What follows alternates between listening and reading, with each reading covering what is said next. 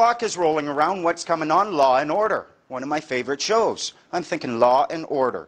Fries and gravy. I haven't had my daily ration of potatoes yet, right? Law and Order, fries and gravy. I go downstairs to the same restaurant. I look at the menu, and something really striking. I found this very funny. They had put the preposition the in front of everything on that menu. The order of fries, the side of gravy, the hamburger. Like they only had one of each. I looked at that, I said, oh, look at this. I'd like the order of fries and the side of gravy. Fries and gravy?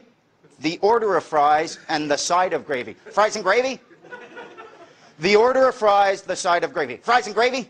Yes, fries and gravy. She goes into the kitchen, fries and gravy, comes back out with my to-go container. I open it up. Fries smothered in gravy. Now, this is not what I wanted. When I'm watching Law and Order, I need to be able to control the fry to gravy factor per individual fry. Sometimes I want some gravy, sometimes I don't. What I don't want is a great big soggy mess. I said, look, I didn't want this. I specifically ordered from the menu. I said the order of fries and the side of gravy. She said, you said yes to fries and gravy. I said, well, that's what I ordered, the order of fries, the side of gravy. Well, around here, when someone says yes to fries and gravy, that means they want the gravy on the fries. I said, I'm glad I didn't order soup and salad. But this isn't what I want. I said, let's try it again. You take this away, because what I want, I pulled out the menu, I want the order of fries and the side of gravy. Fries with gravy on the side? The order of fries with the side of gravy. Fries with gravy on the side? Yes, fine. She goes in. Now he wants the gravy on the side. The cook looks out at me like I'm the devil. Finally, my thing comes. I got like 2 minutes to Law and Order, right? I open it up. Gravy. Fries poured down one side. I went, listen, I didn't want a full soggy mess. What makes you think I want half a soggy mess? I said, look, I want a side of gravy. I want my gravy in a separate container. I'll pay for this one, throw it away, give it to someone. But here's what I want. I want virgin fries. I want fries that don't know ketchup, never met mayo, couldn't spell gravy if their life depended on it. All I want are fries. Okay, fine. She goes in. Now all he wants are fries. They have to almost hold this cook back, eh? Finally, the fries come. I open it. Fine, that's what I want. Now go get me some gravy. Don't touch my fries. Just go get me gravy. She's like, well, how can I get you gravy if you won't give me your fry container? Don't you have a little container that you can put some gravy in? You know what she said to me? Those are for mayo.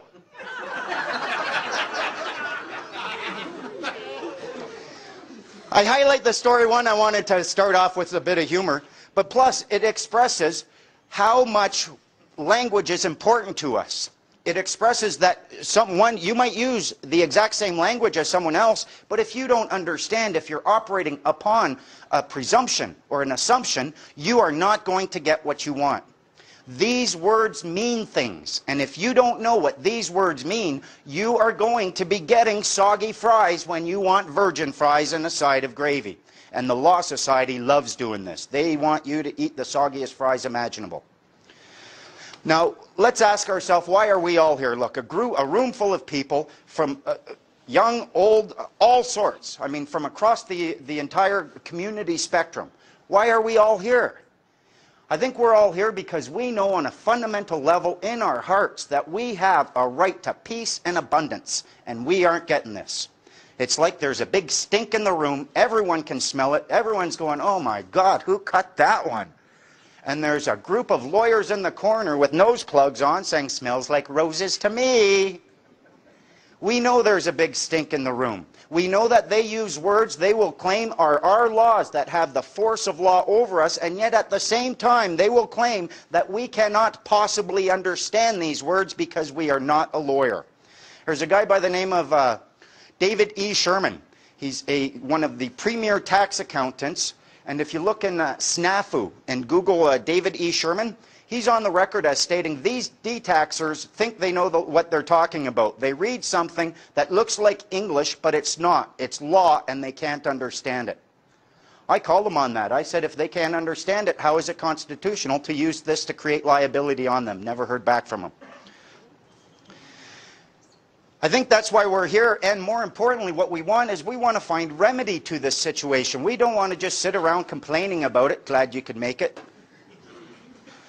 Yeah, Valley View. I was in Valley View. I got some potatoes. They were uncooked. Got some fries. I'm just catching you up. Talking about why we're here. We want remedy. We want our power back. We want our remedy, and we want to hold these people to the... We don't want to beat them up. We want abundance. We want peace. We don't want a life of conflict with these people, and we shouldn't have to dig through the shit they manufacture in order to find the diamonds of our freedom. To recap bursting bubbles of government deception, I look at what I'm about to teach you as high school. Bursting bubbles was essentially grade school. Fundamental 3 things you should have learned. 1, you are not a person. You have a person. It exists in association with you. Statutes are not laws. They do not apply to you. They apply to your person. And finally, believe it or not, you want your freedom. You want to become a free man on the land. You have to treat these people with compassion, regardless of what they've done to you, and I know how difficult that can be. When you can take all of these things and put it together and use it in this information that I present to you tonight, you are going to have more power than you can imagine over these people. Maybe not power to command them, but they certainly won't be trying to claim any power over you. A lot of us, we look at them as bullies. I've dealt with a lot of bullies in my life. The bully wants to find the weakest person. If they know that you are going to fight them and you're going to just keep fighting them, eventually they know that what's going to happen, you're going to figure out their little bully tricks, and there's going to come a day where you're going to start winning. Or eventually the whole schoolyard is going to watch you fight them and say, hey, he's not that tough, let's get him. And the whole schoolyard jumps on him. They're not happy with this. Now, I've achieved the status of a free man on the land. I've been researching the law probably about 6 years now. Last count, I got about 17,000 hours in studying the law, deconstructing it, acting as an agent for people, and helping people find remedy within the system. A free man on the land, in case you don't know what it is, a free man on the land is a human being in a common law jurisdiction who has revoked consent to be represented and thus governed, and therefore is not subject to any statutory obligations, restraints, bylaws, orders, anything like that. What you call a law has nothing to do with me. And this has been proven to me a number of times. The last time I got stopped by a cop, 11:30 at night, I'm at a bus station. I'm at a bus stop. I got 12 beer beside me. I'm going over to my friend's place. I crack a beer, a cop goes by, I went, oh, this is going to be fun.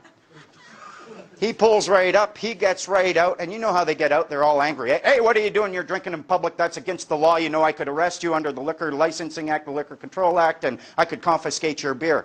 The first thing I do, God's peace to you, good officer. If you're going to arrest me, I want you to know I'm a peaceful man and there will be no violence necessary.